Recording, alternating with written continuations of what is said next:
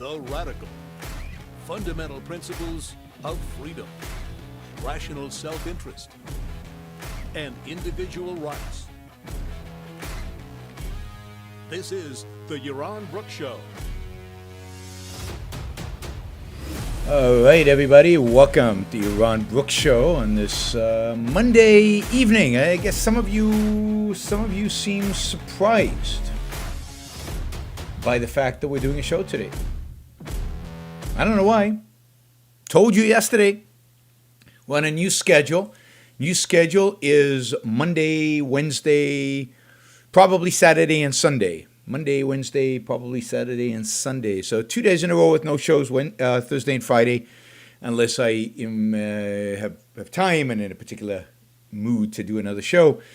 So I have to reschedule it. I think because of my workouts, my trainer. So there you go. So from now on, Monday, Wednesday, Sunday, and Saturday, most Saturdays. All right, good. Today we got a show on stakeholders. It's a topic that Chad Mills has suggested and put money behind his suggestions. So I committed to doing the show. We'll be getting to stakeholders and talking most of the show about the whole issue of stakeholders. You indeed can choose a show and get the topic and get me to do a whole show on a topic of your choice. It'll cost $1,000, and you get to determine what topic I do, within reason, right? You're not going to ask me to do something I know nothing about or something that I really, really don't want to do. But stakeholders is something I promised to do. I promised to do for a long time.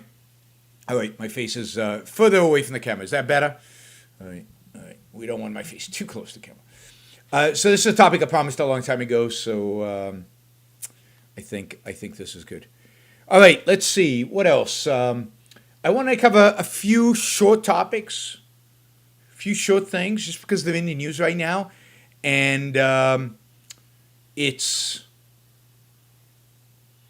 were too good not to say something about them. Too good not to say something about them. And so let's do a few of these. I think there are, let's see, did I make a list? I started making a list. And then I stopped making the list. So there is that. So I want to talk quickly about Jerry Falwell, about New York City, follow up on the editorial that said that New York City is dead. And then if we have time, quickly on Trump's 50-point plan. All right. So Jerry Falwell, I don't know if you've been following this. And I apologize, but I get a lot of satisfaction and glee when one of these holier-than-thou evangelicals gets caught literally with their pants down, and Jerry Falwell has just done that. So it turns out that Jerry Falwell and his wife befriended about 9-10 years ago, befriended a pool boy at the Fontainebleau Hotel in Miami, hotel I've stayed at before, and that they basically have been carrying on an affair over the last 10 years, whereas this pool boy has sex with Jerry Falwell's wife while Jerry Falwell is watching. A little weird. I get it. You did once, maybe. It's kind of interesting. You want to, yep, but no, this is a regular thing for like years they did this. It's been verified, and Falwell is indeed out of Liberty University. He is no longer with Liberty University. He has resigned.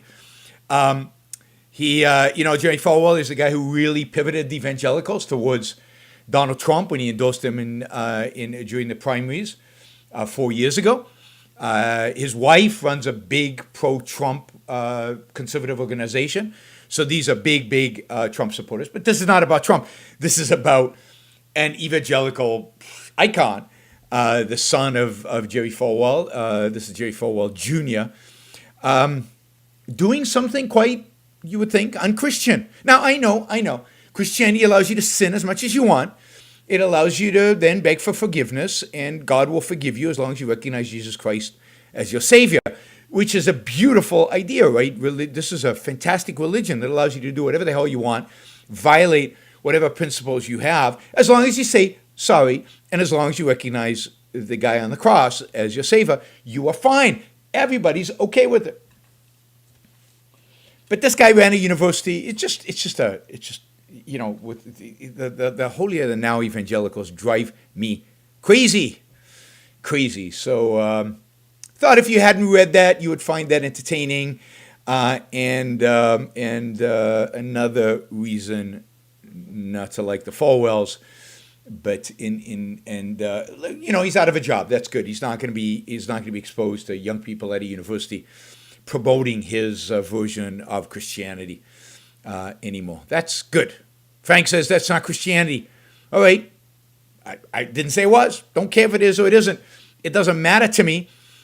What matters to me is the hypocrisy, if somebody else experiments a little bit with sex, then I'm sure the Jerry Falwells and all the what do you call it, the evangelicals come down on them and denounce them and reject them and give me a break.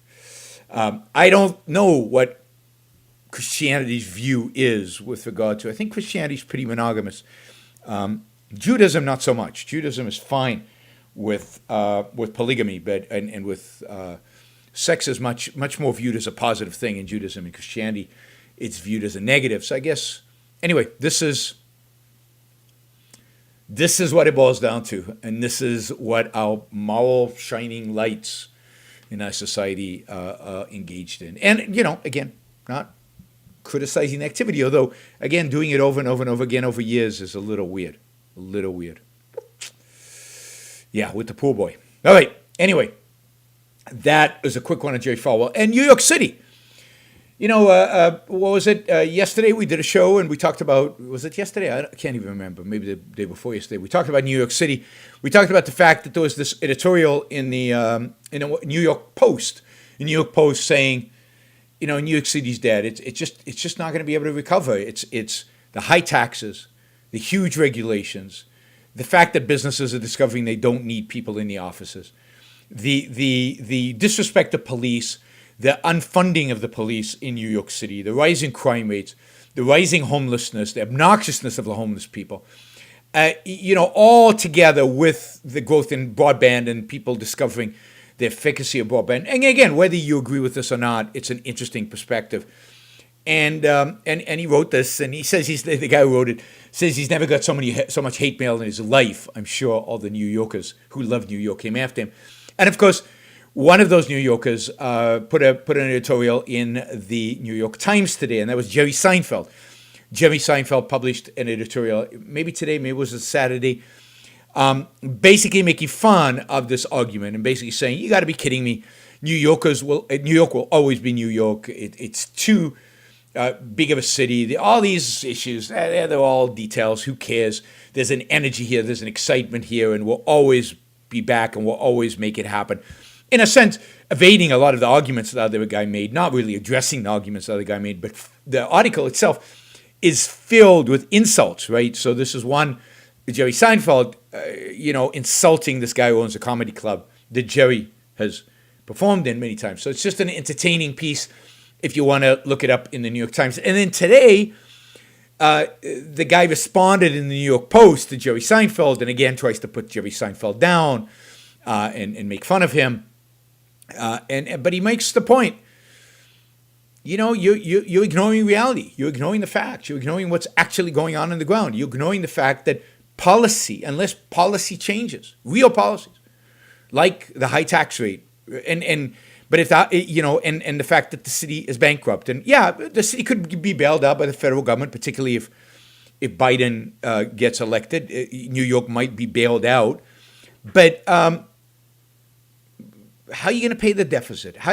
Who's going to pay taxes? The deficit's only going to grow because taxes are going to shrink. What about all those closed down businesses? How is New York going to recover? Is the question, and what policies are we going to put in place in order to bring New York back?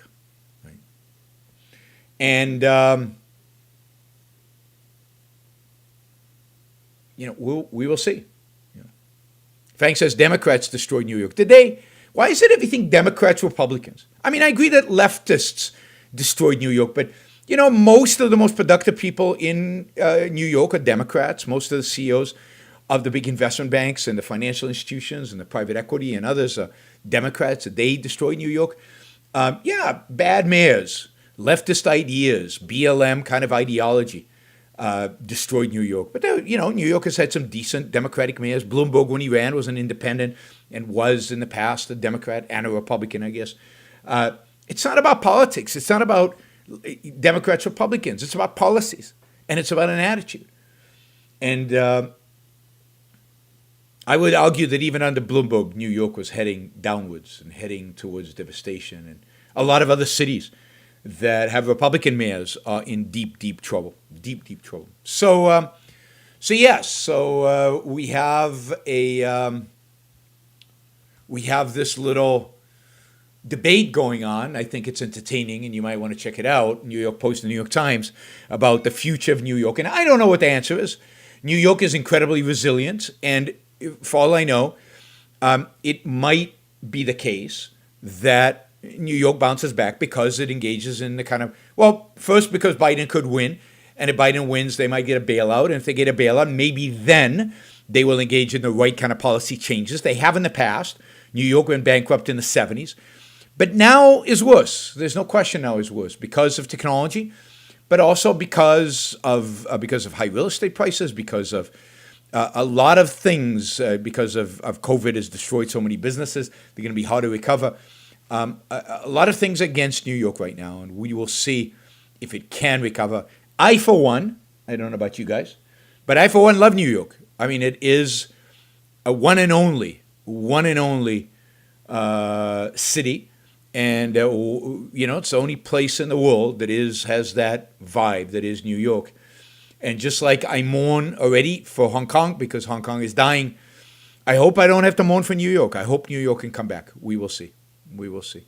A lot of policy changes are going to happen for New York to be resurrected and return to its glory days. But I hope it happens. I think we all should hope it happens. All right, last quick one. I just saw, let me see, I've got it somewhere. I didn't open the right window. I just saw during the Republican convention, Trump has put out a list of 50, what do they call it? His agenda for the next term, 50 points on the agenda. And it's just good to read. I'm not going to analyze it because maybe we'll do that on Wednesday. We'll see, depending on what else comes in the news, and there'll be a little bit of the Republican convention I can maybe comment on. But it is interesting to look over the 50 things. I mean, some of it is kind of cool. It's kind of a wish list. Donald Trump himself, if he gets reelected, is going to create 10 million jobs in 10 months. How? Doesn't say. Create 1 million new small businesses. I didn't know politicians could create small businesses. What's he going to do? Rezone the whole United States? Take away all the licensing requirement? All the bureaucracy that restricts the creation of small businesses at the state levels? Like, how can you commit to creating 1 million small businesses? But it's good to have a list. He's going to cut taxes. That's good. Enact fair trade deals that protect American jobs. If you know anything and understand anything about what fair trade actually means, that is a job destroying program that will destroy jobs. Made in America tax credit, more central planning of the economy, telling people where to make stuff, how to build stuff, more job destroying policies. Expand opportunity zones. How about making the whole United States, the entire United States of America, an opportunity zone? I like that. I like the idea of expanding the opportunity zone so they incorporate all the entire United States. Continued deregulatory agenda for the energy independence. That's great. Why not deregulatory agenda for pretty much everything? Just deregulate like crazy. He's got a whole bunch of items under eradicate COVID-19. He's done such a good job so far that 2021, his next term, that's when he's going to, return to normal in 2021 is part of these dots. Why would anybody have confidence we could do that? And then there's a whole series of end our reliance on China. Again, more central planning, more manipulation of industry, more using cronyism from the government to manipulate corporations into doing what the central planner in chief wants to do. Healthcare. healthcare. He's going to cut prescription drug prices. That's a capitalist thing to do, right? The federal government is going to cut prescription drug prices. How do you do that? Who's going to do that? Central planning, right? Let's see. He's going to lower healthcare insurance premiums. Another, price control, central planning, by fiat, by dictate, central planner. Lower it, because I said so. Cover all pre-existing conditions. Who's going to cover them? Insurance companies? Then if you're covering all pre-existing conditions by insurance companies, you cannot lower healthcare insurance premiums. Forget about it. That's just not possible. So, and then protect Social Security and Medicare. Protect Social Security and Medicare. Another pro-capitalist, pro-free markets. Great. Provide school choice. I like that one. I'm not sure you can do it on the federal level. And pass congressional term limits, as I've talked about in the past, make absolutely no difference to anybody. He goes on and on. Defend our police. There's a whole, maybe the longest section is end illegal immigration and protect American workers. And protect American workers means to reduce legal immigration. That's what it means, and that's what he says here. So, prohibit American companies from replacing United States citizens with lower-cost foreign workers. Why? I thought we were pro-competition. I thought that's what capitalism meant. And if you can bring in, high qualified and give them a job, require new immigrants to be able to support themselves financially, that's good. I'm for that one. Anyway, we could go on and on and on. Stop endless wars and bring troops home. Why hasn't that happened yet? Haven't seen that. Okay. Wipe out global terrorists who threaten to harm America while bringing the troops home. Maybe you can do that. Maybe as a strategy. No evidence, zero evidence that any of that is possible under Donald Trump. Anyway, that's it. I don't want to talk about that too much. All right, today, Falwell, New York City, Trump, I think we covered all the minor points, and I want to jump into this question. We got a good number of people on live now. We're going to jump into the issue of stakeholder and stakeholder capitalism and stakeholder theory and all this issues around stakeholder, and I want to address that, and we're going to cover the rest of the show on that. I'll take any bet of Raptors versus the Celtics that the Celtics win. All right.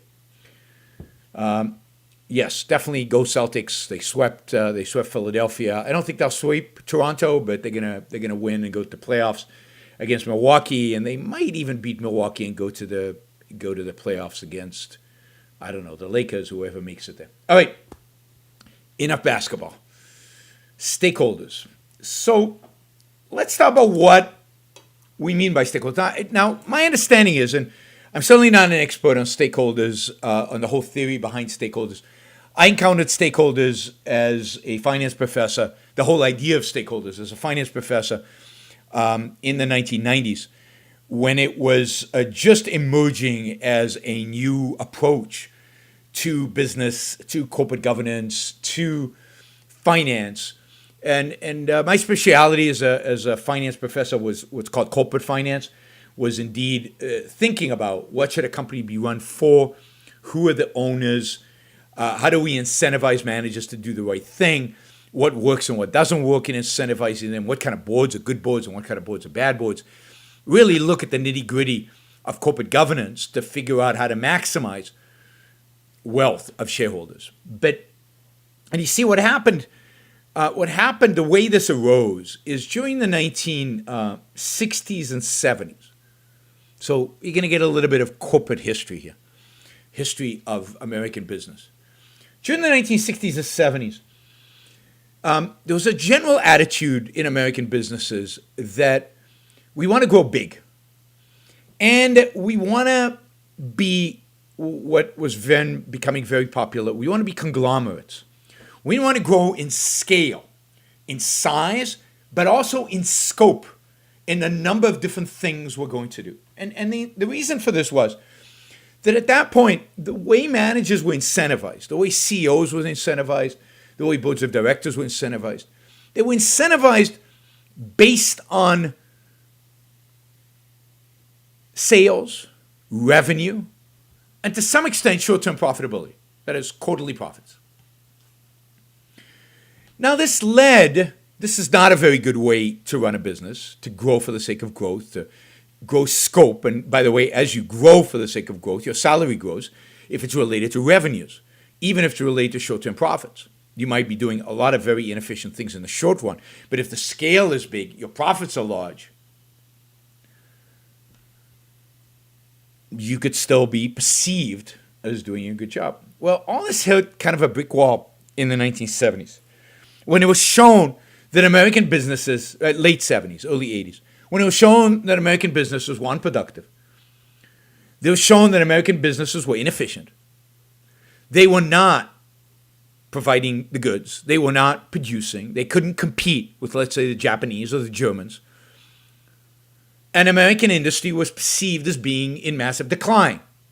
You think about Chrysler going bankrupt. Think about the dominance of Japanese cars in the late 70s, early 1980s. Think about the United States used to be an empire of a stronghouse of TV manufacturing, and by the early 80s, all that moved to Japan. VCRs, all that moved to Japan.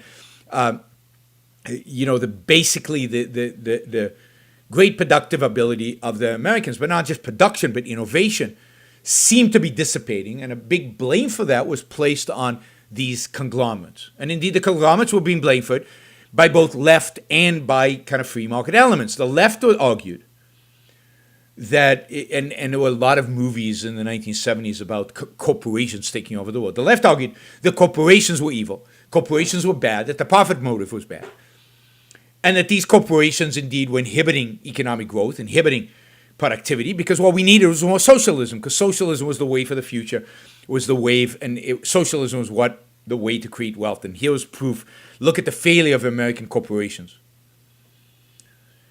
Those who understood a little bit more about free markets and stuff argued that no, the real problem was that these corporations were heavily regulated. But more than that, that the proper kind of incentives didn't exist within the corporations. The market had not developed, I think, because these businesses were shielded by government. The market did not develop the appropriate incentives within the corporations in order to be productive, make money. And there was a real switch in approach. If you think about, when people think about corporate America in the 50s, 60s, and 70s, and you look back and you look at who made the money and how it was made and for what it was made, corporations were run for size. Corporations were run for management, for the CEO, for his benefit. And salaries were very high. Not as high as they are today, but we'll get to that. They were very high. And corporations did have a component of labor. Unions were quite strong. And unions sucked the life out of some businesses. They sucked the life out of the auto business, certainly. And they sucked out of life by many other businesses. And corporations were run for short-term profits. But there was little problems. We didn't see the problems until the 70s. Because basically, American corporations saw very little competition. The Germans and Japanese were basically just trying to recover barely from the war. And it was going to be very, very difficult for them to compete with American business. It's only in the late 1970s that you really see competition from the Japanese and the Germans. And by that point, they were outcompeting the United States, outcompeting American business. Antitrust laws and a variety of other regulations made it more difficult to compete inside the United States. So here you are in the 1980s, and a shift happens, a shift in thinking, and then a shift in action. And the shift in thinking really comes out of work that was done by a number of academics, primarily in finance, but in organizational theory and economics, that actually asked the question, why are American businesses doing what they're doing? Why are they behaving the way they behave? You see, the problem with the conglomerate is that it's hard enough to run a business that does one thing and do it well. It's really, really hard. The amount of talent, the talent that a CEO has to have to just run one business exceptionally well is really hard. Now you're asking a SEAL to run 5 or 6, 7, 8, 9, 10, 12 different businesses in different industries and do it all exceptionally well. There are very few geniuses who can do that. As I mentioned in a previous show, I think Jack Welch was one of the few who could. But you can't do it. And the question is, why then did we allow corporations to get to this point? What was it that allowed this to happen?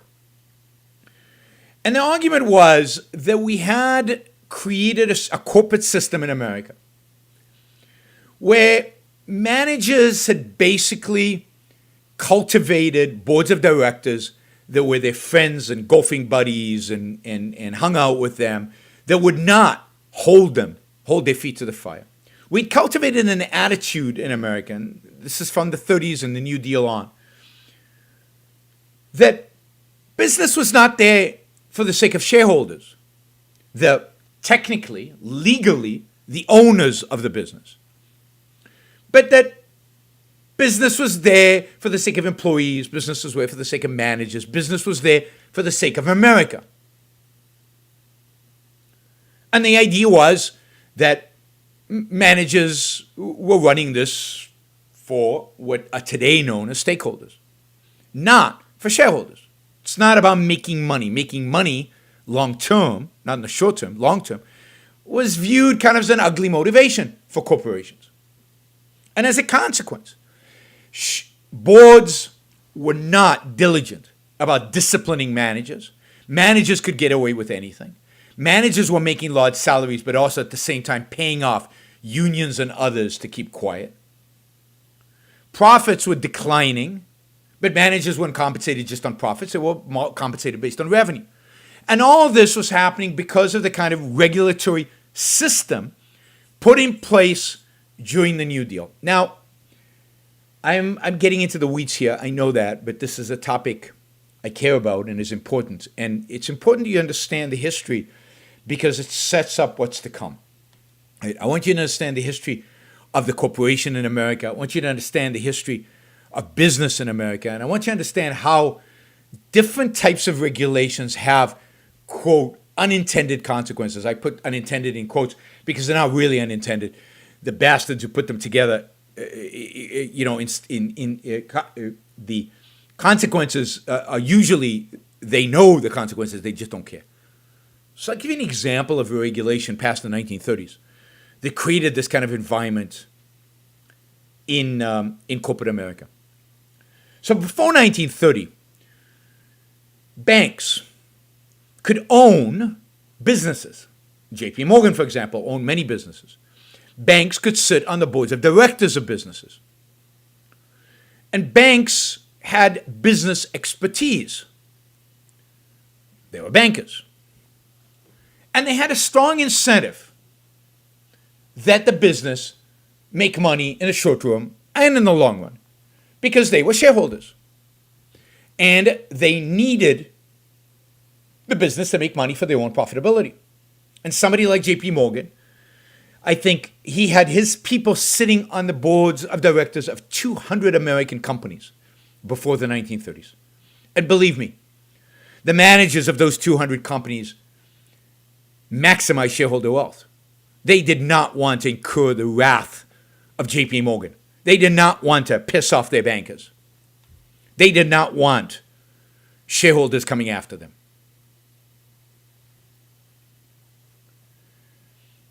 In the 1930s, as part of the massive restructuring of American finance, Congress passed a law that said banks cannot own non-bank companies.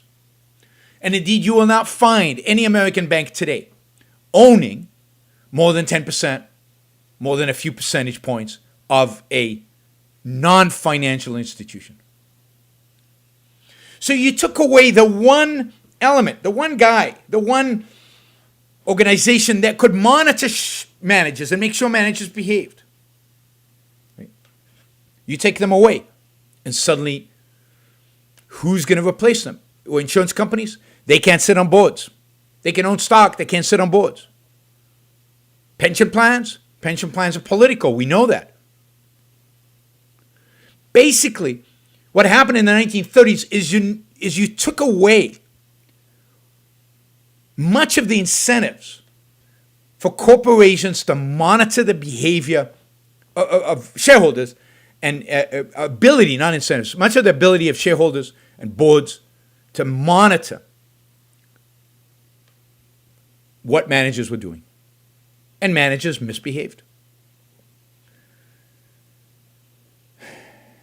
And add to that, of course, the regulatory environment, the controls, the limits. There's something called in finance agency theory. And the thing about it is, you hire a lawyer to litigate a case for you. And look, this has a cynical view of human nature, but go with me on this. The lawyer, you could say, has an incentive to minimize the work he does for you on the case. You're paying him by the hour. He's got an incentive to bill you for as many hours as possible and to do as little work as possible, to be inefficient. Now, how do we deal with that? That's an agency problem. He is your agent, but you're not a lawyer, so you can't monitor exactly what he's doing and why he's doing it. Is it the most efficient way to do it? And is he doing the best job he can for you? Well, one way we mitigate that is by putting him on a contingency fee basis, where instead of me paying him by the hour, he gets a percentage of the case we're trying. And now his incentive and your incentives are the same. A manager who doesn't own any stock in a company doesn't have an incentive to maximize shareholder wealth. Now, some managers are honest, and they know they were hired by shareholders to maximize shareholder wealth, and they do it anyway. But some are not. And some maximize other things. For example, if you're compensated based on sales, they maximize sales. If you're compensated based on revenue or short-term profits, you maximize short-term profit, which is very susceptible to playing with accounting. So this is where we were in the early 1980s. And then, as I say, Jensen and Meckling, two finance guys, wrote this paper about agency costs. And they said, well, one way to solve this problem is to make sure managers have stock. And one way to solve this problem easily is to give managers stock options. Stock options reward managers dramatically if the stock does well. Right? And stock options here are call options that basically you want to incentivize managers to maximize shareholder wealth by making them, whether directly or indirectly, making them shareholders. And that's what happened in the 80s and 90s. In the 1980s and 1990s, businesses started giving managers options and stock in order to align the incentives so that, as understood at that time, managers would maximize the wealth of the owners, shareholders. And that was one mechanism which they got alignment. There was one other, and I'll just mention this because I've mentioned Mike Milken in the past. I'll just mention this. The other way was what called hostile takeovers. And if you've seen other people's money, you know a little bit about this. And that way, if a company was selling below, in the stock market, below its potential value, if it had decent managers would then buy the company, kick out the old managers, replace them, and the stock price would go up. Now, there are all kinds of regulations that made that hard and today make that almost impossible. But that was another way in which we fixed corporate America, and Mike Milken had a big role to play in that.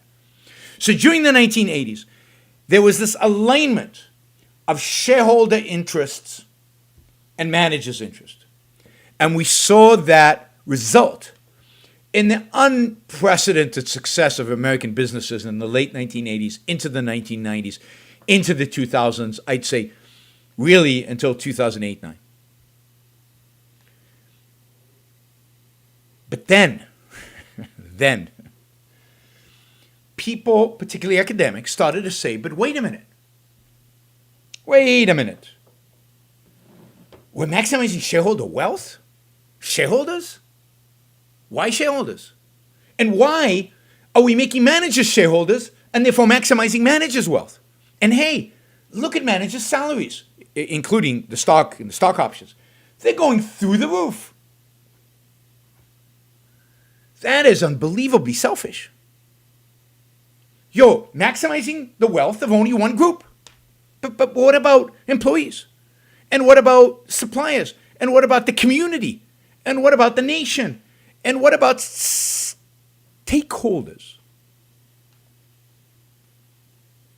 This is way too selfish, this shareholder wealth focus.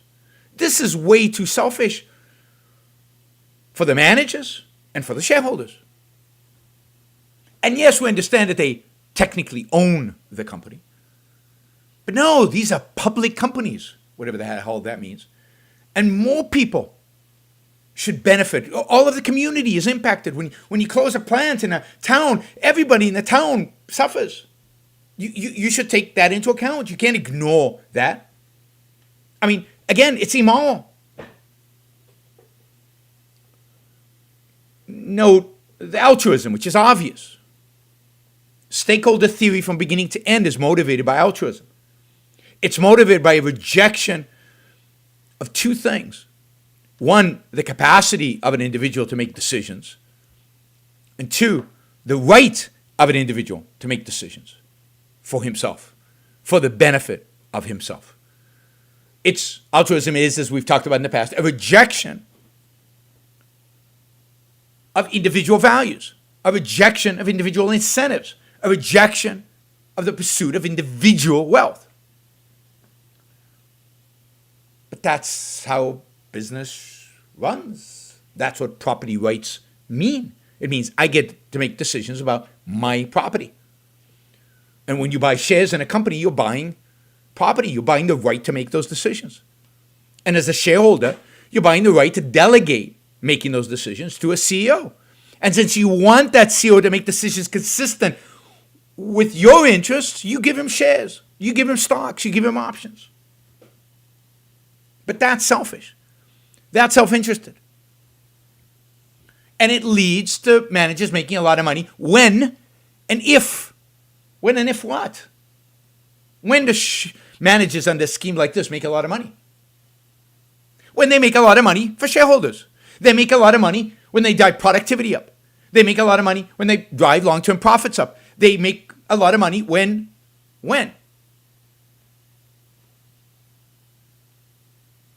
Shareholders make a lot of money.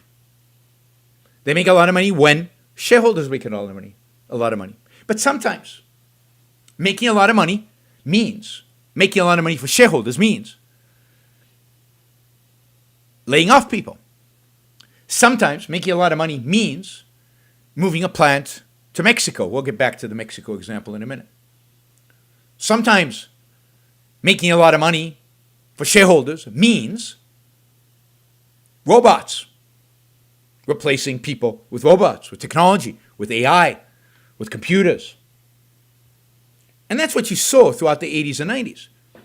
You saw companies focused on finally producing, being productive, being creative, being top-notch, being the best in the world, being the most productive companies in the world. And to do that, they laid people off. They replaced people with robots. They moved manufacturing to China or to Mexico, but often they just left it but put robots instead. They changed work processes. They made, just-in-time inventory management and all kinds of, something Sigma and all these super efficiency protocols came into being in American business during this period because managers were focused, single-mindedly focused on making money for shareholders, which means investing in productivity over the long run to make shareholders money over the long run.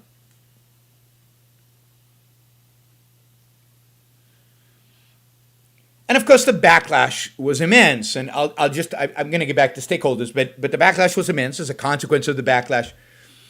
In the early 90s, CEO pay above $1 million was taxed at a higher rate than CEO pay at a lower $1 million. So there was incentive not to pay managers over $1 million in cash. So companies doubled up on stock options. They gave them even more stock, which actually benefited the best CEOs. The best CEOs thrived, and they made huge amounts of money. So now by the 2000s, and certainly by 2008, CEOs were making an enormous amount of money through their stock options. And then it became, oh no, stock options caused the crisis. Stock options caused businesses to take on too much risk. Stock options are bad.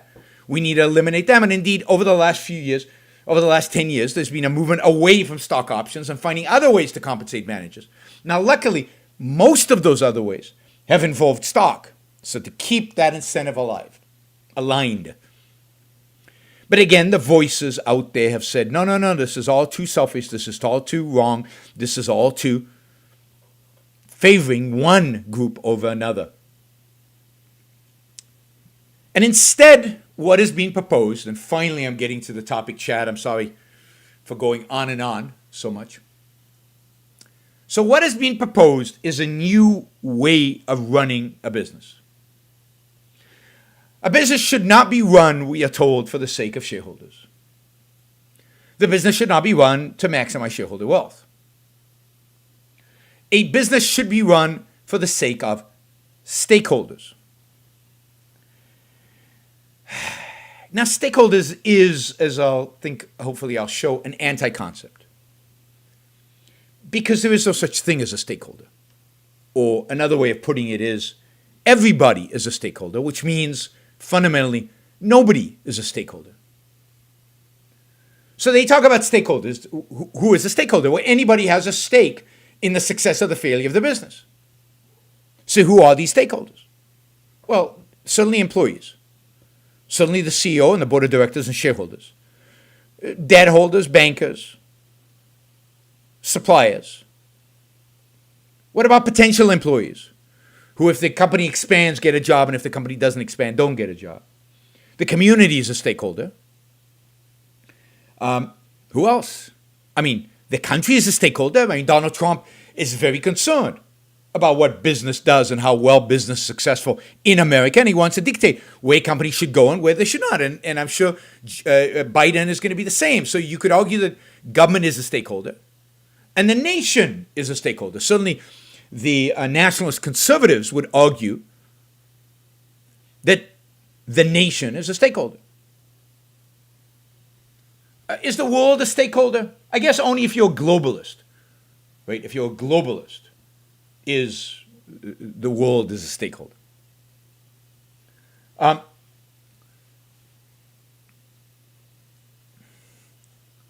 customers are stakeholders. What about competitors? I mean, hey, if you produce a product much, much, much better than the competitors, is that fair? Don't they suffer? So, to some extent or another, competitors are stakeholders. They have a stake in whether you succeed or whether you fail. They'd rather you fail, by the way. So, stakeholder is to some extent everybody. Everybody is a stakeholder. Now, what does that sound like to you? Well, to me, it sounds like egalitarianism. It sounds like this democratic socialism that people are selling us on. It sounds like an attempt at altruism without, an attempt at altruism. By the way, Sean mentions, and this is true, that a seminal book on the subject, not on the subject of stakeholders really, but on the subject of the corporation is called The Modern Corporation of Private Property, written in 1936 by Burl and Means.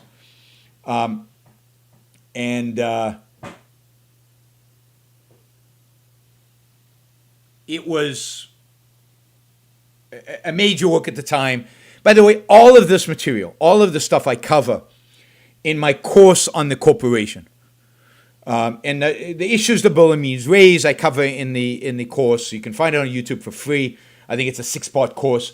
I cover the Jensen and Meckling articles, the articles that then built on Burl and Means and established kind of modern agency theory. And it's a lot of way cool stuff, I think. Obviously I'm a finance guy and I love this stuff.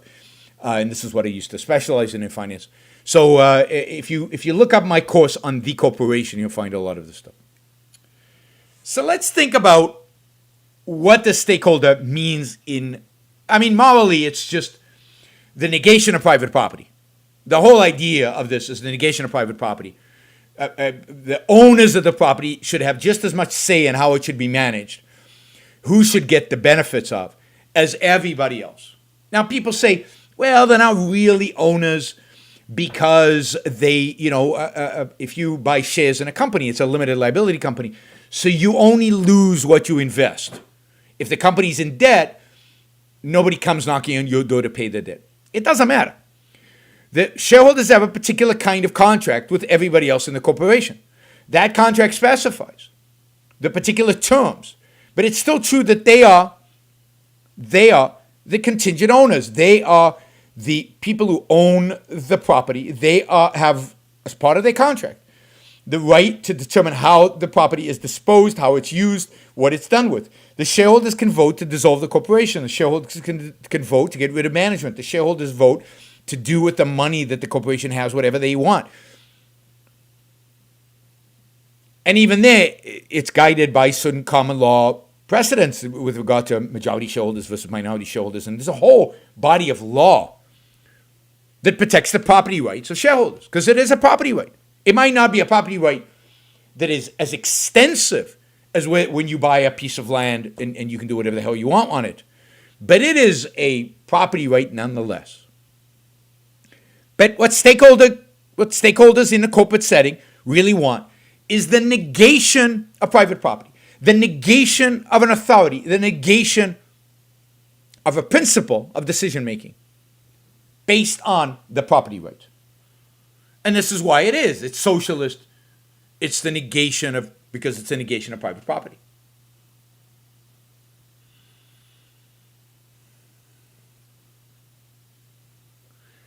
Now,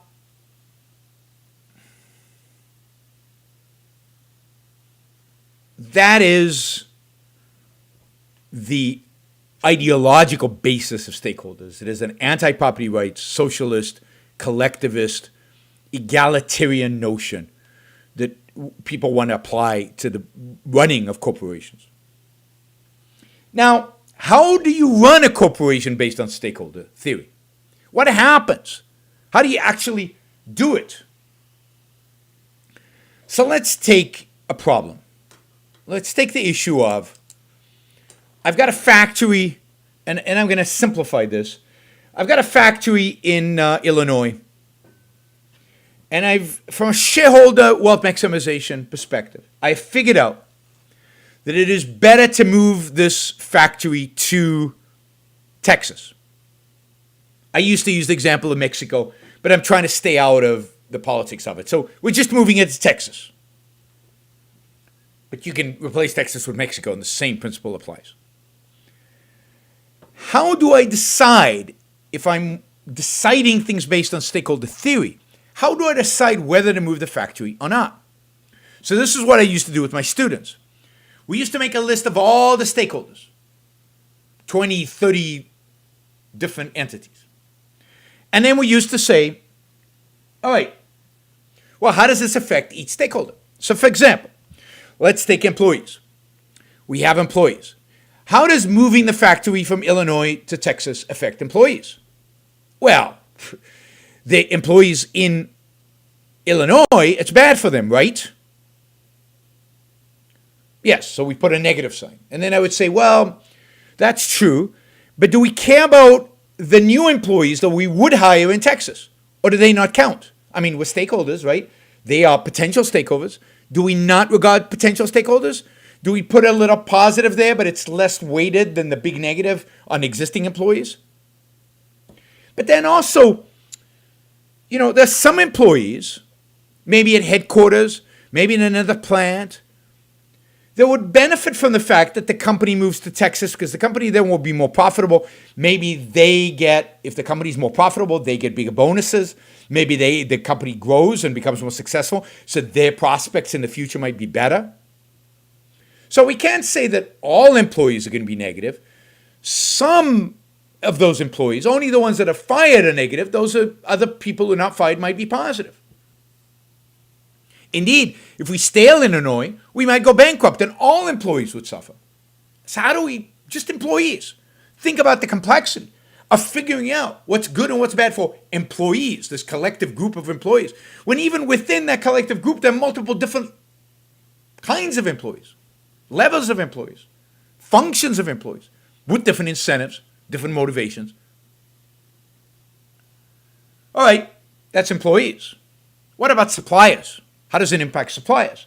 You do the same exercise. Existing suppliers, because we're going to shift to Texas suppliers. Do we want to count Texas suppliers?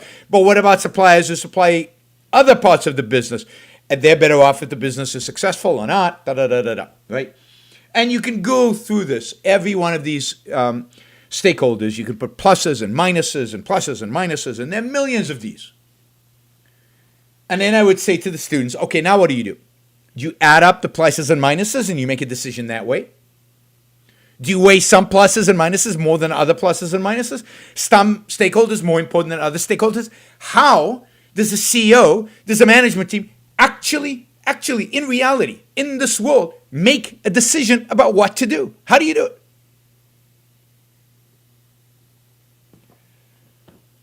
And the obvious answer is that you do it by use of what we know as politics. Whoever yells the most, whoever pounds the table the hardest, whoever can inflict the most pain on you, they get the higher, a consideration. They get to be listened to. You turn a process of decision making into a process of politicizing, pressure groups, pressure manipulation, rather than actually making a decision. It paralyzes management. It turns it into, if you've read Atlas Shrugged, 21st century motor cars. It makes it impossible to do anything, and it's a recipe for unmitigated disaster. Somebody has to make a decision. And importantly, somebody has to bear the costs of those decisions. Who bears the cost if you make a wrong decision under stakeholders? Well, shareholders will, some of the other stakeholders will, but no one group, not the decision makers, because under stakeholders, there are no real decision makers. How do you make a decision under shareholder capitalism, under shareholder management, maximization management? All right, before we do that, let me remind everybody, we need likes. 96 likes, 175 viewing. That's a huge imbalance. Please go and like the show before you forget, before you leave, before you give up, or just before you leave the show. Just like the show. This should be should be over 150 likes right now. Over 150, so I'd like to see that number go up.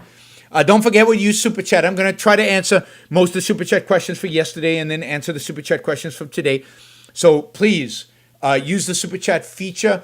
The more you contribute on the Super Chat, the more likely I am to answer the question, and sooner I am likely to answer the question. And of course, if you want to support the Yaron Brook Show, if you find sessions like this one, like a program like this, a kind of education you would not get anywhere else on planet Earth, if you value this, then please subscribe to the show and support the show. Support the show on a monthly basis on yaronbrookshow.com/support, on Patreon, on Subscribestar. I really, really appreciate it if you did that.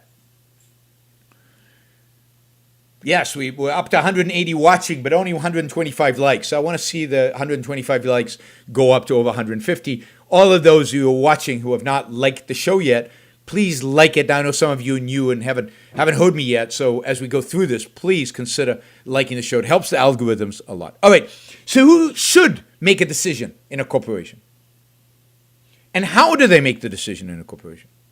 Well, the decision would be simple. Is this decision wealth maximizing or isn't it? Will it over time raise the wealth of shareholders? Will it benefit shareholders over time or won't it?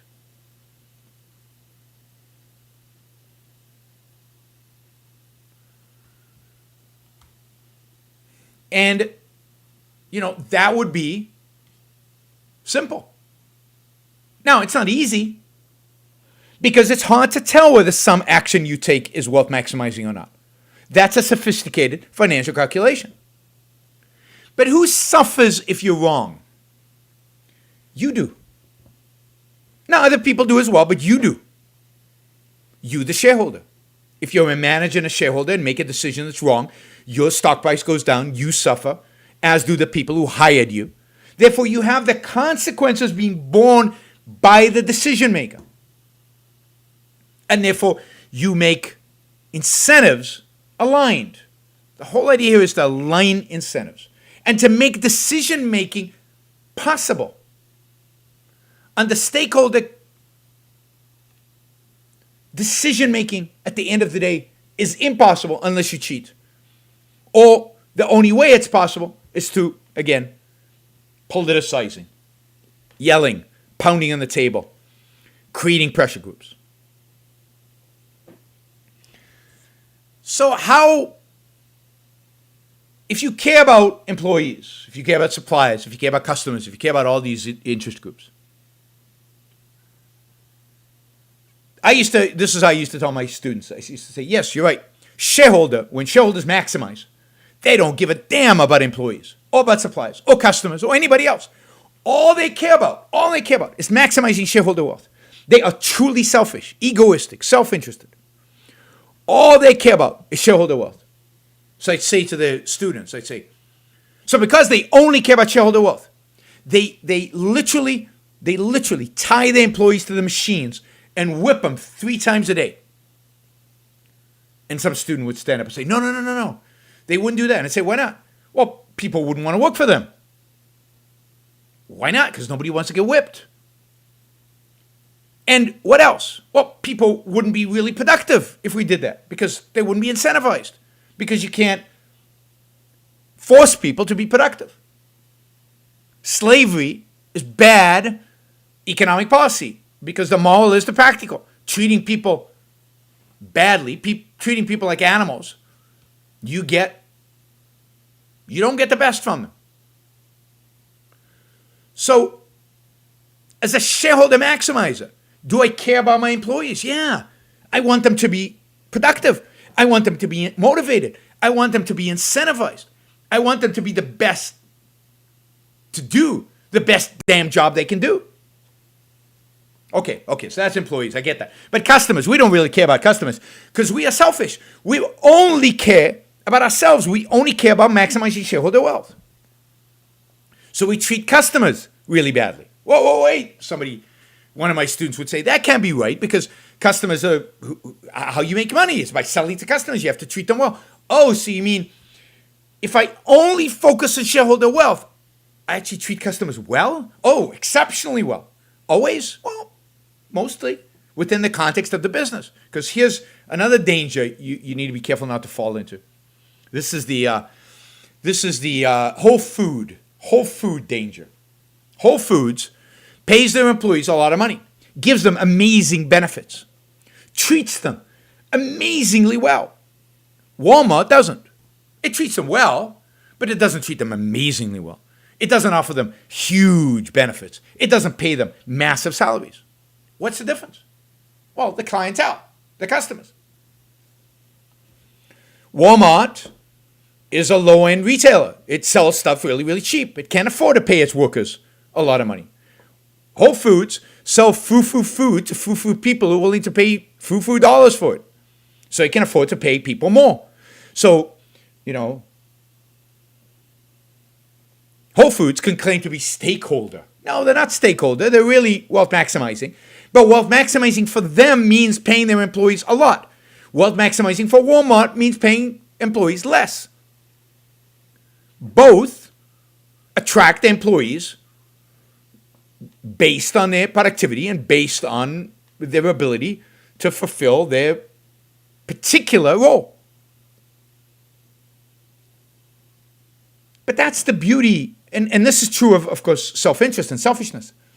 Selfishness doesn't mean exploiting other people. It means trading with them. It means engaging in win-win relationships with other people. Indeed, I think it means maximizing the win-win relationships you have in your life. That's exactly what shareholder wealth maximization means. It means creating trade relationships maximizing those trade relationships. All with the aim of maximizing wealth, just like self-interest is all with the aim of maximizing your life. But that doesn't mean exploiting other people. It means trading with them in win-win transactions. So stakeholder capitalism undercuts the win-win aspect of it. The whole idea of stakeholders is win-lose, zero-sum game. That's the whole principle involved, is that any one person's benefit is at somebody else's expense. According to the stakeholders mentality, when shareholders make money, employees lost, suppliers lost, customers lost. But if you understand the world, if you understand business, if you understand reality, you know that shareholders cannot win, cannot be successful, unless, well, at least some employees gained, customers gained, suppliers gained, stakeholders gained. If you really cared about stakeholders in the macro sense, then you would want every corporation in America to maximize shareholder wealth. Because then every corporation in America would be profitable, successful, innovative, productive, creative, growing. The economy would be robust, which would create more jobs for more employees. Communities would thrive because there'd be more jobs, more employees, more small businesses, more people consuming stuff, more people doing stuff.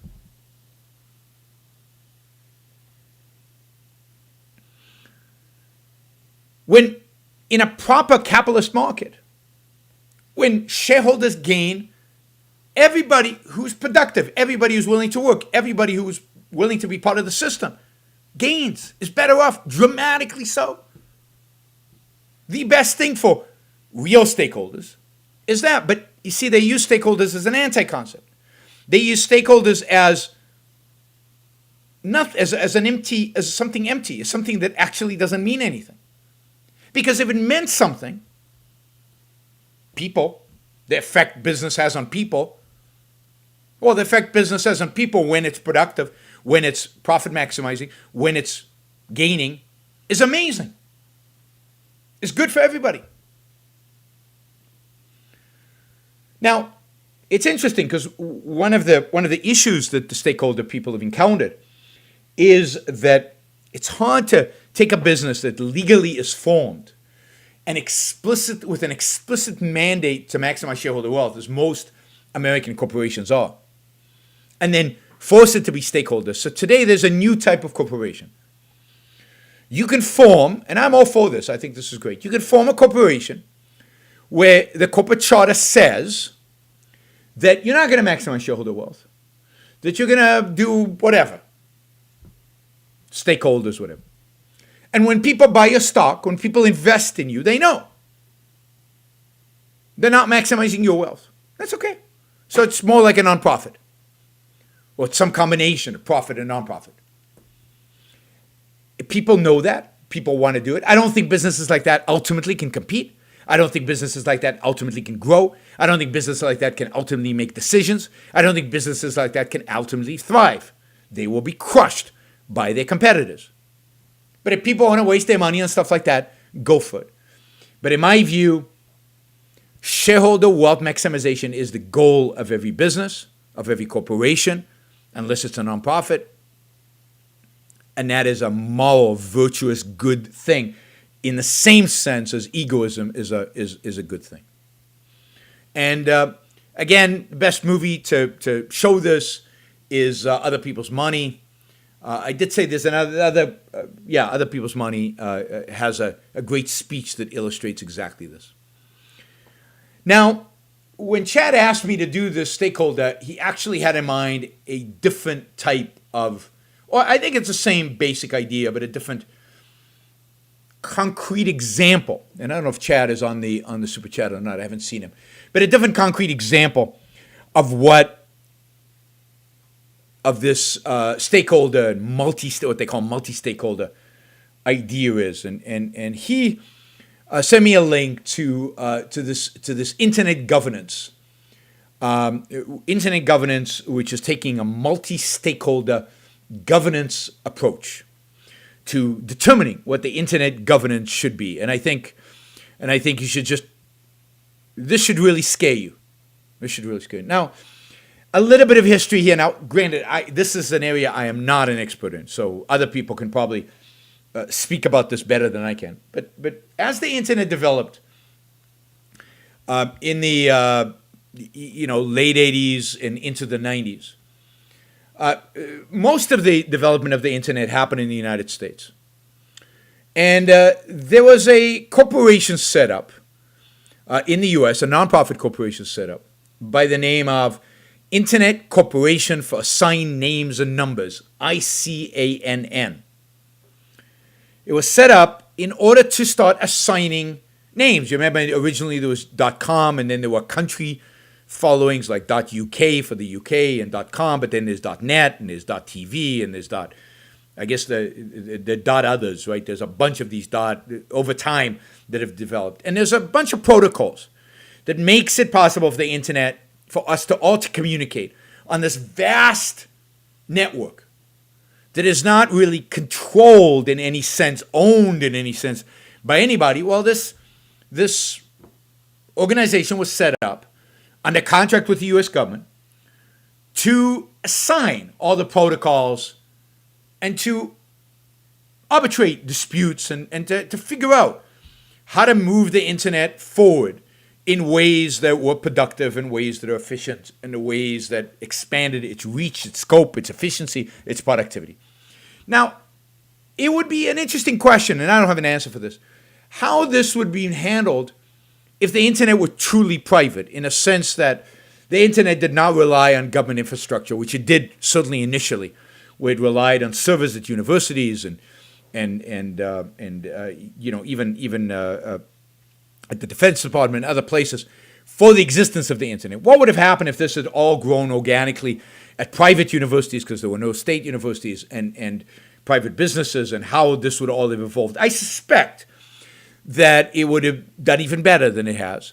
I suspect that the marketplace would have evolved some kind of entity to, like ICANN, that would have supervised and assigned all these addresses and technologies and arbitrated kind of disputes across this.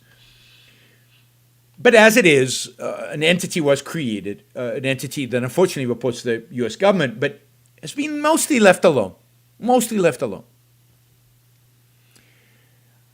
But of course, during the Obama administration, you started hearing more and more voices of people complaining that the internet was too U.S.-centric, that the U.S. had too much influence over the internet, that internet governance was too much dictated by American values and American principles.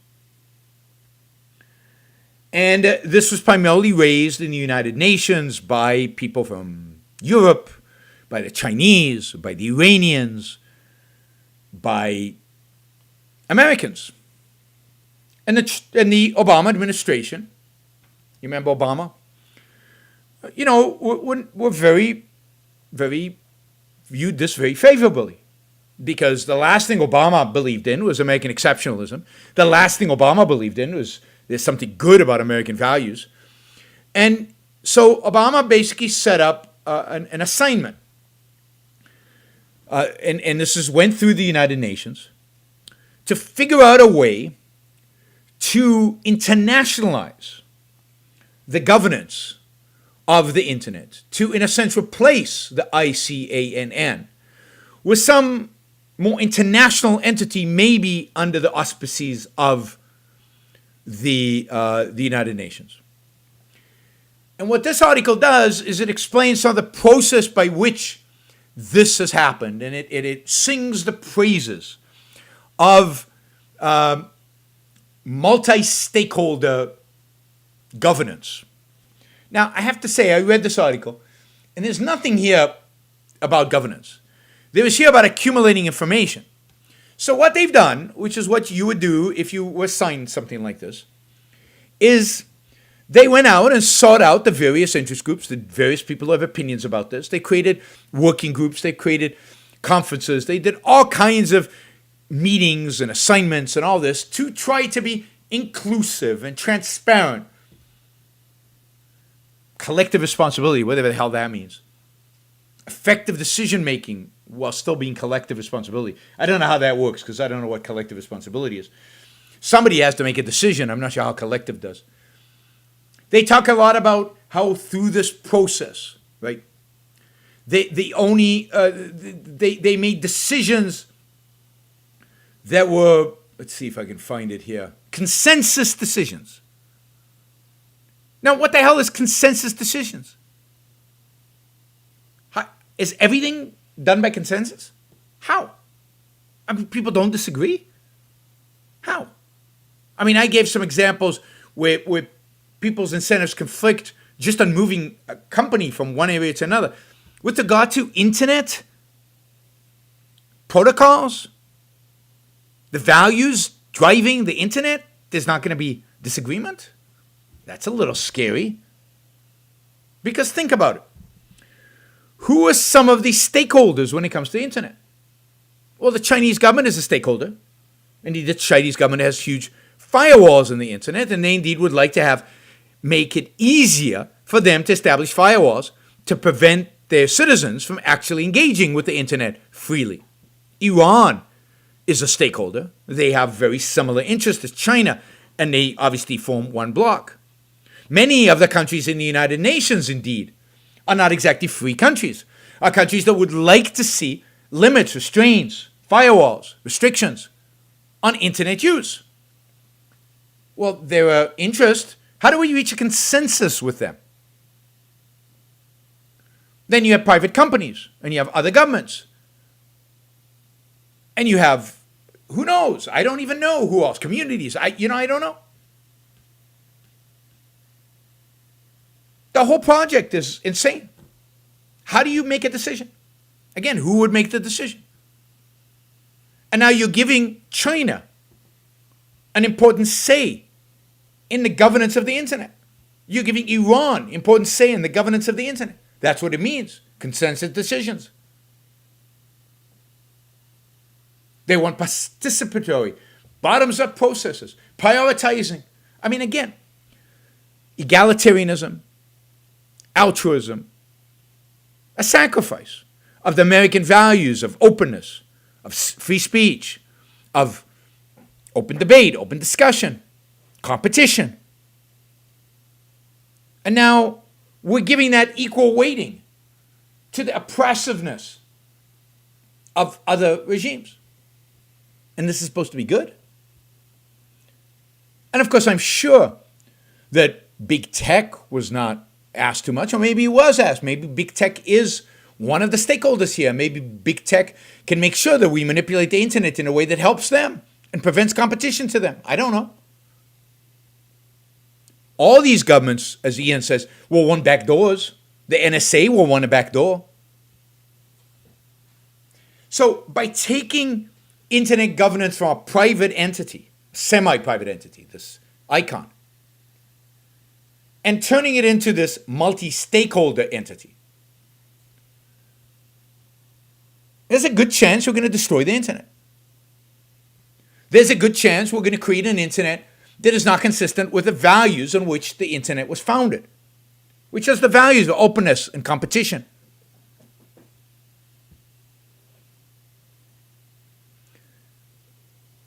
So anywhere that you see stakeholders, think equality of outcome, think egalitarianism, think socialization, think sacrifice of some to others, think some evil is being perpetrated by one group on the other. There's just no way around it. Someone has to make a decision. In a private business with no shareholders or anything, decision is easy. Whatever the owner decides. As it goes, it becomes more complicated. Government is, of course, very complicated, but even in government, we limit the decision making they can do to only their proper function because we know that it's very difficult to create the right incentives. We try to create the right incentives through democratic processes. That is, if they do bad things, we vote the bastards out.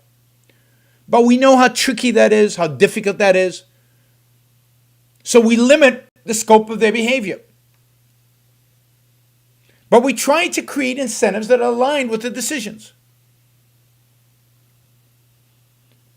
The bigger the scope of the decisions, or the more people affected by the decisions, or the more people who have a property right claim on the decisions, the more difficult it is. So create proper governance for corporation is not easy, because you do have shareholders and bondholders and suppliers and employees and customers and communities and all of that.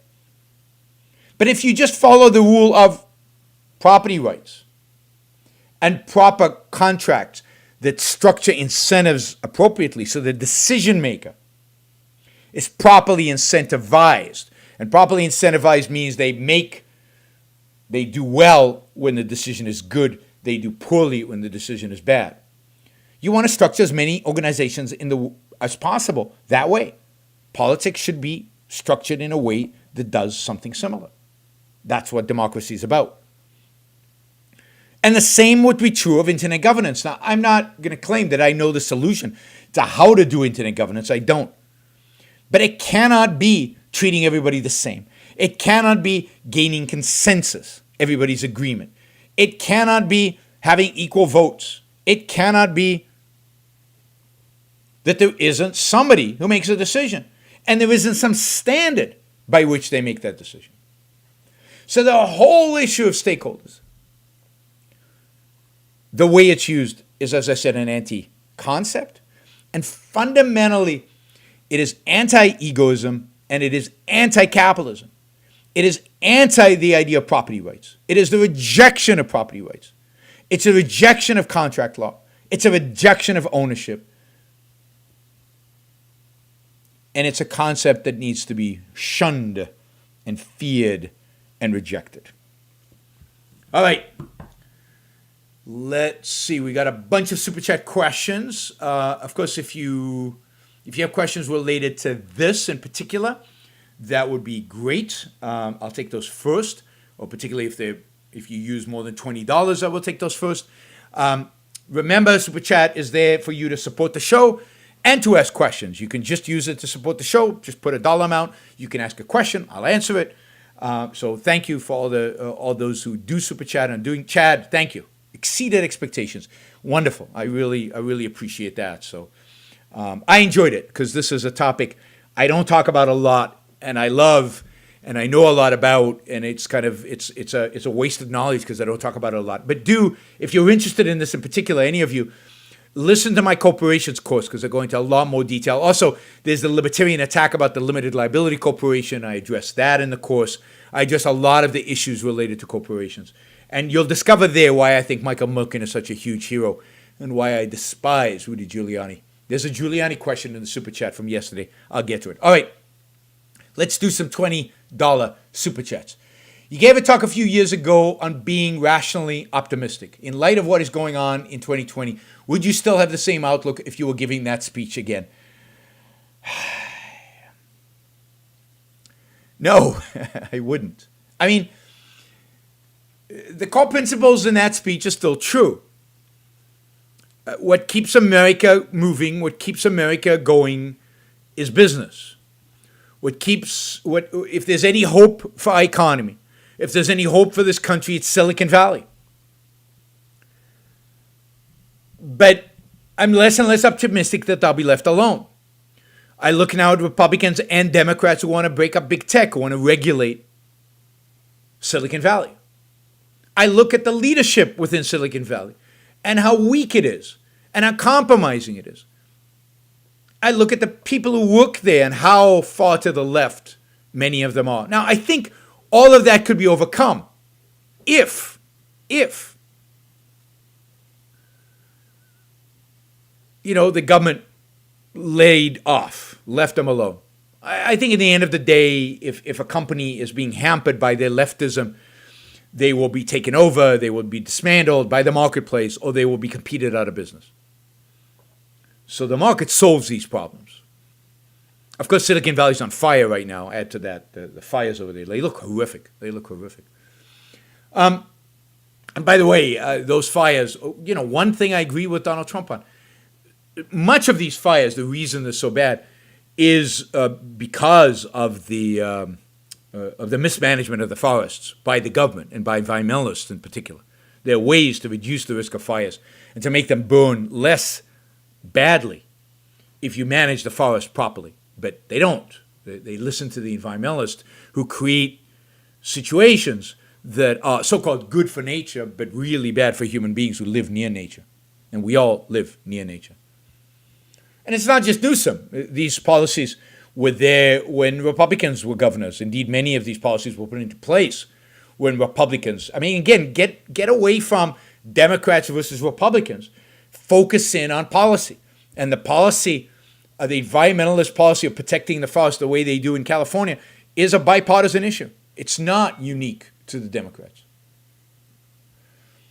Other things like, I still believe that the thing that will save America is that those students who get the BS that they do at university, they go to work in a business and suddenly reality matters, and suddenly, they get the shock of, oh no, everything I learned, all that stuff is stupid. I have to actually make a living. I actually have to survive. I don't want to pay that much taxes, and I actually have to abide by reality, even if my postmodernist professor told me that reality is BS. So I still hold all that. I just think that government is so intrusive now. Political correctness is so everywhere. Riots in the streets, fires in our gardens, and government everywhere. Left and right turning away from any semblance of American principle. When I gave that speech, I couldn't imagine the right would become as bad as it has. I'm much, much more pessimistic than I used to be. I was with Leonard Peikoff the other day, and he's very, very pessimistic, he turns to me for the optimism. If you read Dim, it's in the back of the book. He talks about that fact, and I told him, I'm not. I'm less optimistic than I've ever been. Now, I'm still optimistic relative to him, so I still think I had a positive impact on him in terms of helping him be a little bit more optimistic than he was. But yeah, I mean, it's hard right now to view. I mean, what's going right now in the world, not just in the United States?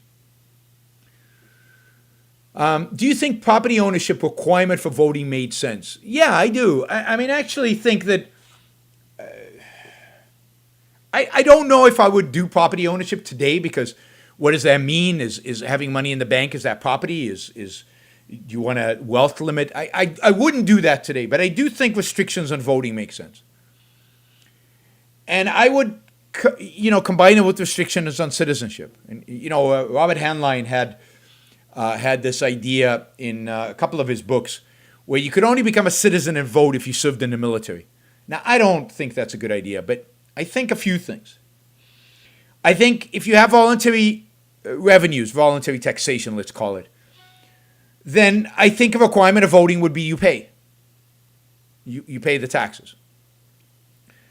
I think some minimum amount. It would be very low, but some minimum amount. Another would be passing a test.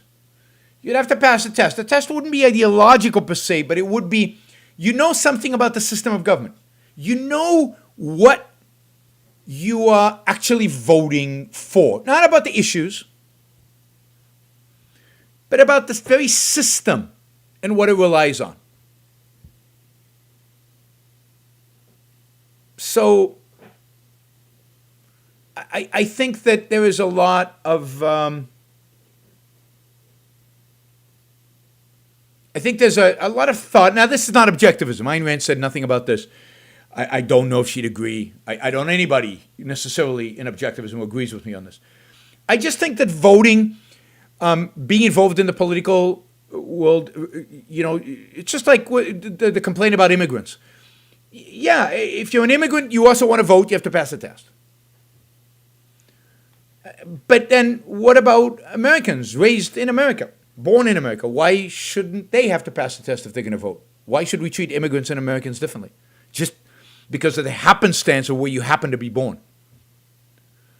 So again, I don't know what Ayn Rand would think of this, but that is my view, is that voting would be limited to those people who pass a test and who paid into the system.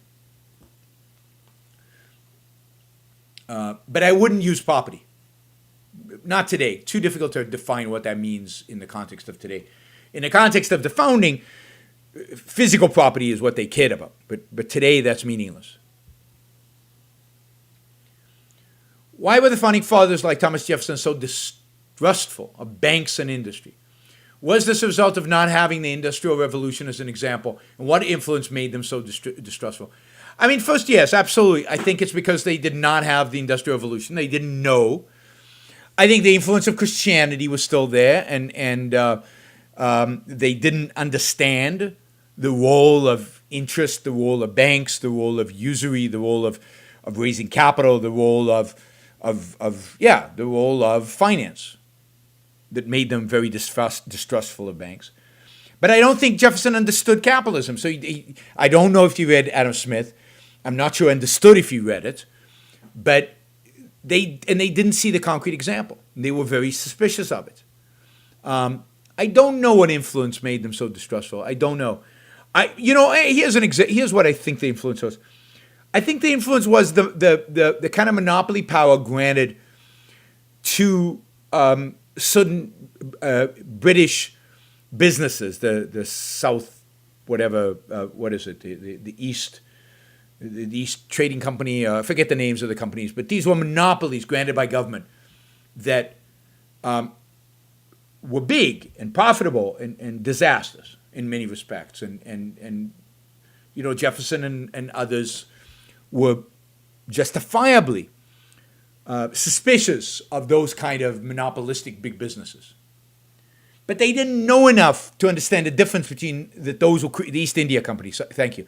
That those companies were created by government, by lack of competition, by lack of capitalism, and that their behavior and the things that they did were not capitalist because there was no competition, and they were basically government established, the government protected. They didn't understand that. They didn't understand. I mean, it was early, so I think it's just a lack of understanding. Can you please elaborate on the particulars of the heavy lifting program you mentioned? You mean exercise? Yeah, I mean, I'll just recommend a book. The book is called Body by Science. Body by Science. Now, I'm not a scientist. I'm not a physiologist. I'm not a doctor. But I liked the book, and the book made sense, and I've been exercising based on the book. Mostly, not always, based on it. Body by Science. It's written by two Ayn Rand fans, very much like and committed to Ayn Rand.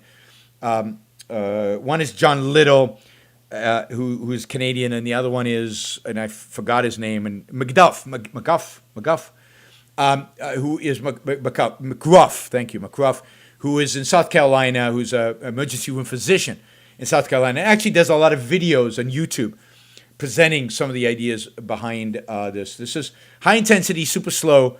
And I would read the book, Body by Science. Body by Science. If you're interested in bodybuilding, if you're interested in just working out, if you're interested in health, Body by Science, I thought was a very good book. But granted, I am not an expert, so do with it as you will. All right. Those were $20 questions from today that I took because $20 questions have priority. I will now do questions from yesterday. Of course, you can always preempt me by putting $20 questions together. Okay. My husband introduced me to The Mandalorian by Jon Favreau on Disney+.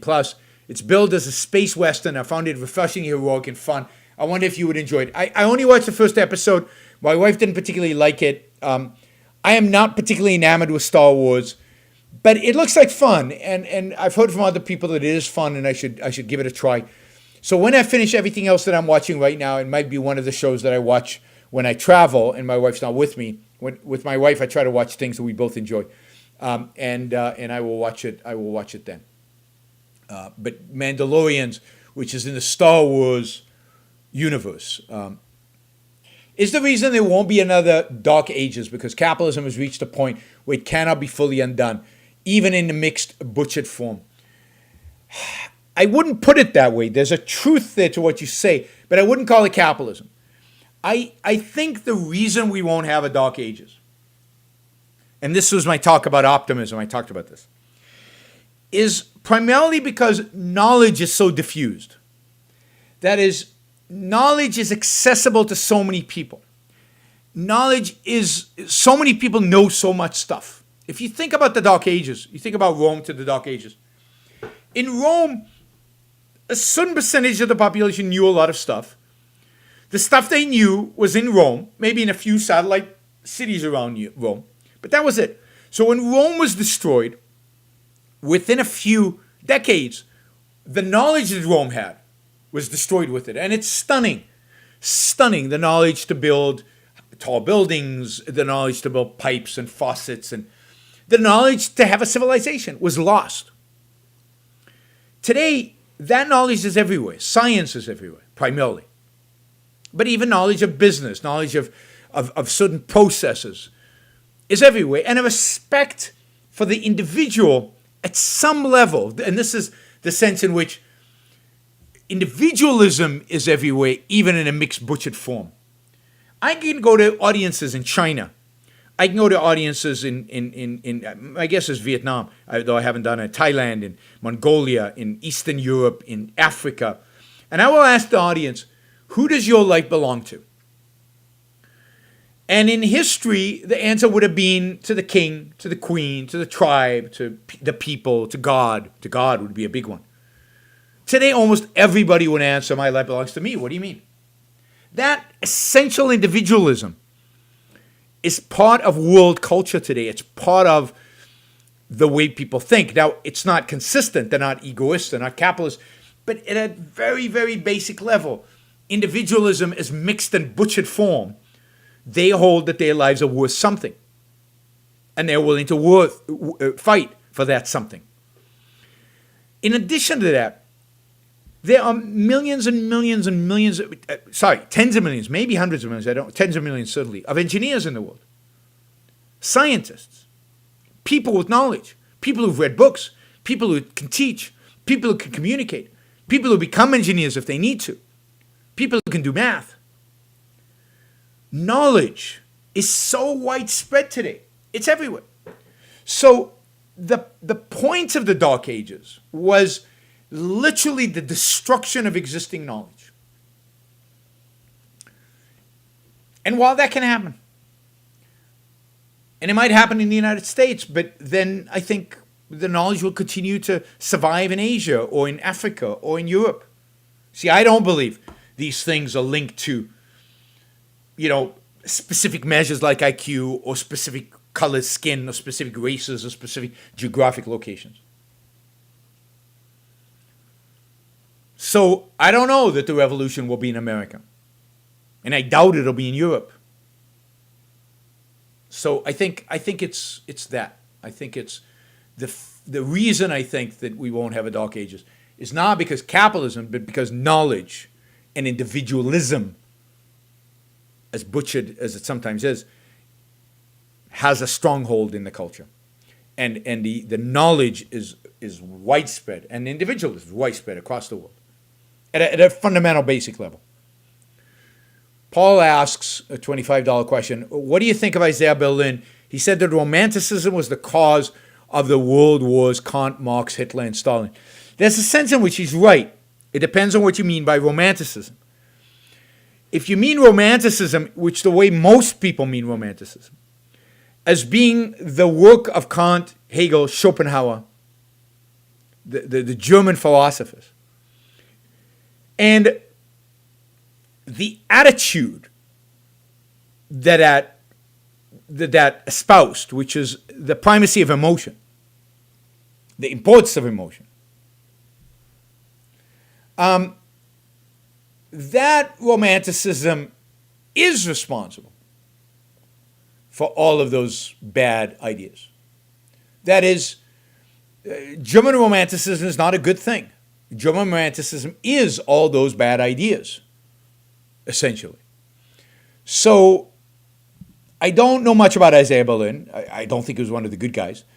But in this, he was probably right. If he understands romanticism to mean the ideas coming out of Germany in the 19th century, the ideas of the primacy of emotion, which was what, Ayn Rand interpreted romanticism as an aesthetic movement that emphasizes free will. But that's not how the Romantics described themselves.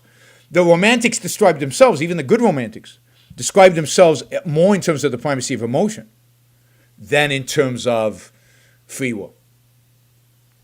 Now you can understand that emotion means the struggle of values.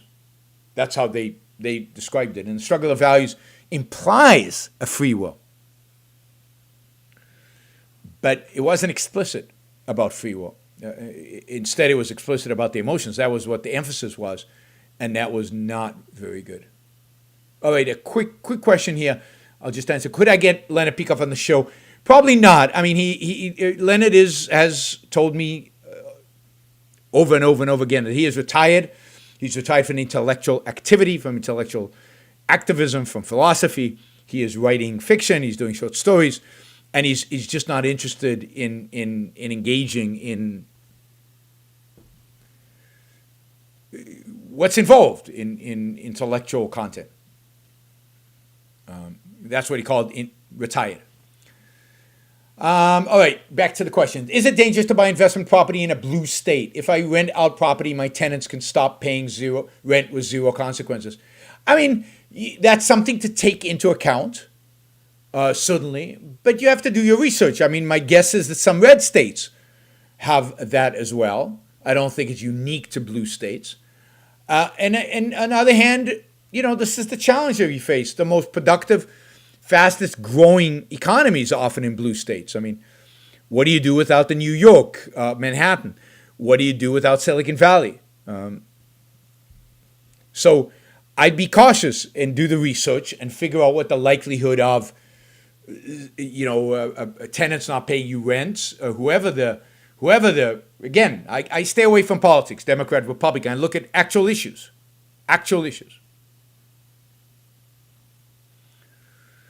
Even if we get slaughtered, isn't it always better to go down fighting? Well, it depends on what you're fighting for. Yes, if what you're fighting for is civilization, is what you're fighting for is your life, is what you're fighting for is freedom, is what you're fighting for is, then yes. But it doesn't always make sense to fight if you know you're going to lose. It might make sense to move. It might make sense to find a way to create a life around you that is as free as possible. So, to fight or not to fight, there has to be some possibility of success, unless there's really no more options. Really no more options. Is staying at a job that makes you miserable immoral, even if it pays $300,000 a year? Yeah, I mean, yes, if it makes you miserable, then absolutely. What is the value of money if you're miserable? And my guess is that if you've got a job that pays you $300,000 a year, you could find another job that pays you $300,000 a year, or maybe $275,000. But is the $25,000 difference worth you being miserable?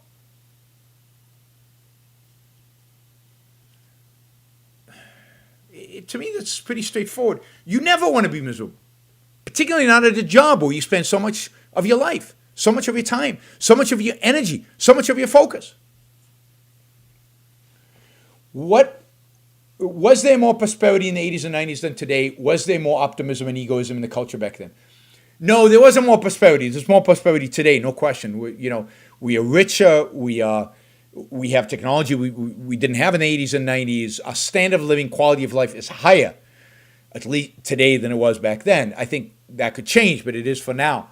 And that's true universally. I don't think people, even when you look at, let's say, flat income for certain groups of people, their income is flat, but what they can buy with that income is much more, because it's hard to value the benefit of the internet and the benefit of smartphones, for example. Was there more optimism and egoism? Absolutely, particularly in the 80s and the 90s. Much more optimism, much more optimism, particularly egoism. I don't know, but much more positivism and energy and excitement about making life better. Yes, that has dissipated. I think part of it got crushed by 9/11. I mean, it's all been crushed by ideas all this period, but existentially, 9/11, financial crisis, that is what really, and that's what really toppled it all. And then you get Obama, Trump, which is kind of the who've kind of killed it, in my view. Has the alt-right collapsed or just been dormant? I think neither. I think the alt-right has become mainstream. I think many of the key ideas of the alt-right have become much more mainstream. I think the idea of shutting down immigration is both legal and illegal is a primary part of now the Republican platform. The idea of the kind of racist ideas that they have are much more spoken about out in the open among national conservatives and others, about the white nature of Western civilization, the grubby immigrants, and so on. So I think that alt-right has become much more mainstream within the right. Now, not completely, not altogether, but there's less of a need for them to rebel because Donald Trump and other people within the right have not embraced the entire program, but embraced enough elements within their program that they don't have an edge. They're not edgy like they used to be in the same way. Now, you will see them come back as activists, when if Biden wins, if the left wins, right, then you'll see them come back and much more engaged. Are most Americans today dead behind their eyes? Well, I mean, that's a strong statement. There's a sense in which they are. There's a sense in which they are because they're not thinking, they're not engaged, they're not focused. There's a sense in which most people everywhere are. But Americans are still better in the sense that they're still, at least in some realms of their life, they're engaged, they're focused, they're trying, they are living. But, unthinking, evasive people are engaged in a slow death. And I think, unfortunately, a lot of people are not dead, but they're slowly dying. And then that's sad and brutal. Does Giuliani deserve any credit at all for cleaning up New York City in the 90s? Sure. I mean, if you consider using fascist techniques to clean something up as a good thing, then, that's what Giuliani did. He violated property rights. He violated laws that existed on the books, but he violated property rights. He used collectivistic premises, used zoning, used every statist mechanism he could to clean up New York the way he wanted it. And yes, we in a sense benefit from that, but there's a cost. And the cost, there's no respect for property rights, and the cost is maybe de Blasio, I don't know. So on net, it was Giuliani good for New York? In my view, no. But you benefit from the concretes that made it better by the way that he used them, right? The policing techniques that led to a decline in crime in New York, if they led to a decline in crime in New York, I think were instituted before Giuliani came there. So I'm not sure he deserves full credit, although he did embrace them. And the policing techniques, again, are very strict on every little violation of every little ordinance. So how pro-individual rights were they is a good question. Regarding French porch conservatism, have you read any Ray Bradbury? He turned 100. Ever read Dandelion Wine or Something Wicked? This Way Comes. No, I haven't. So I'm not sure why that's related to French porch conservatism. I guess I would know if I had read the book. All right, here is a All right, no more super chat questions because we're coming up in 2 hours and it's too long. All right, is it possible that big tech companies are pro-government because government can regulate smaller competitors that could threaten their position within the industry?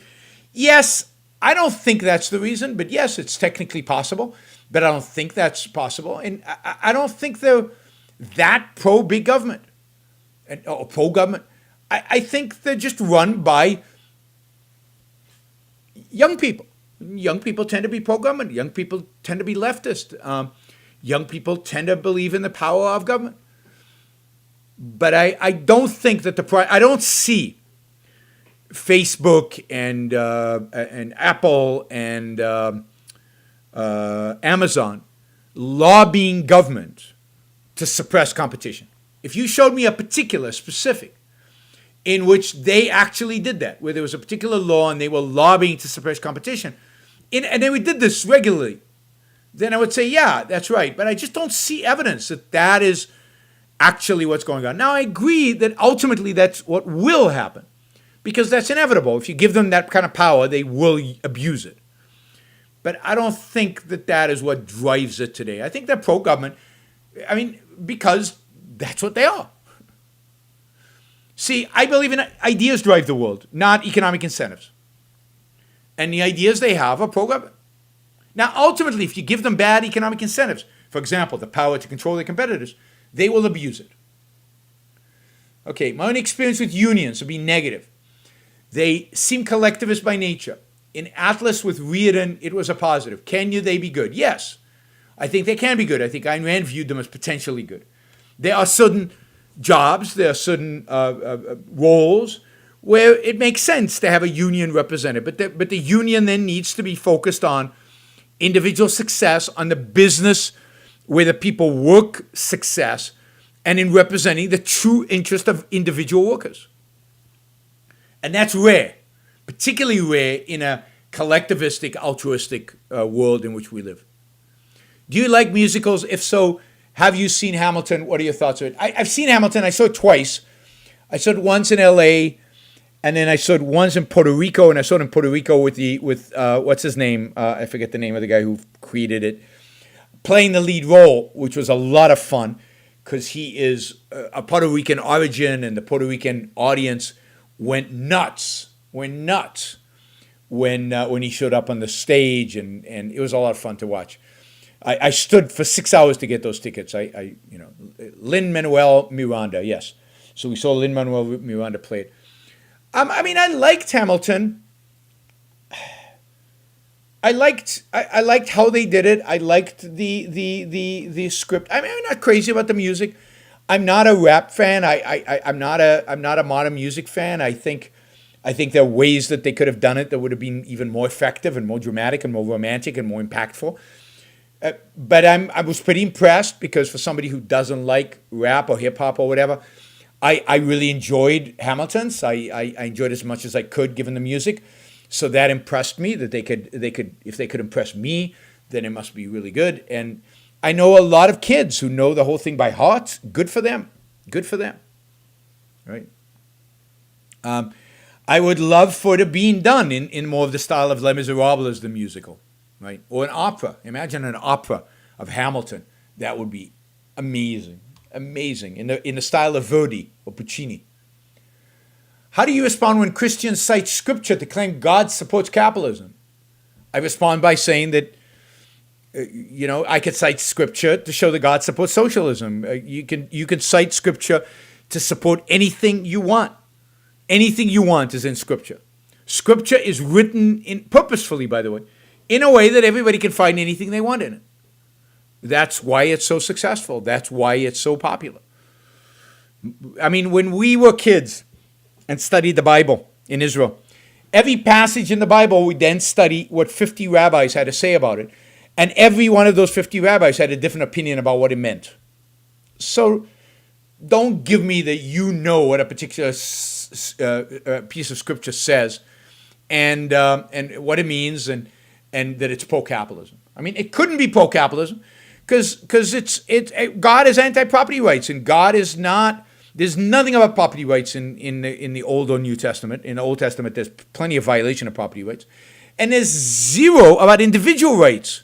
And capitalism is the system of individual rights. So it cannot be pro-capitalism. It might be pro, people earning a living and keeping it, and but it's okay for Caesar to tax you, and turn the other cheek. That's not very capitalist. And love the neighbor like thyself. That's not very capitalist. But you can't have capitalism in a pre-Enlightenment era. Capitalism is not everything involved with money. Capitalism is not everything involved in some weird semblance of property rights. That's not capitalism.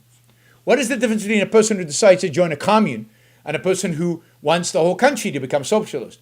Why don't more socialists join communes? Because they don't want to live in them. They want you to live in them. The difference is they're both evil. Or put it this way, they're both immoral. One is so immoral, one wants to inflict his immorality and his evil on you, and the other one wants to just suffer for himself. So it's immoral to join a commune, and it's immoral to inflict a commune on all of us.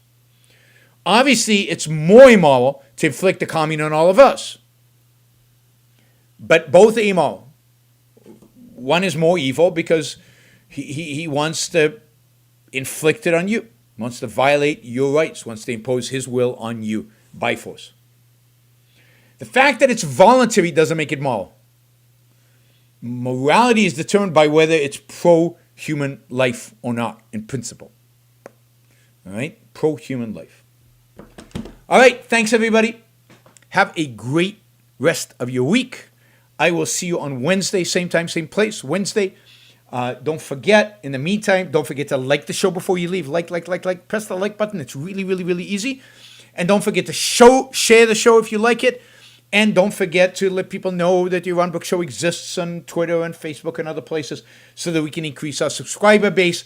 And of course, those of you who will gain value from the show and would like to exchange value for value, don't forget to support the show, yaronbrookshow.com/support, Patreon, Subscribe Store, or Locals. Thank you for all the super chat. Thank you particular for Chad Mills, who paid me to do something I love doing anyway, which is to talk about stakeholder capitalism, stakeholder theory regarding corporations. So thanks, everybody, and have a great week.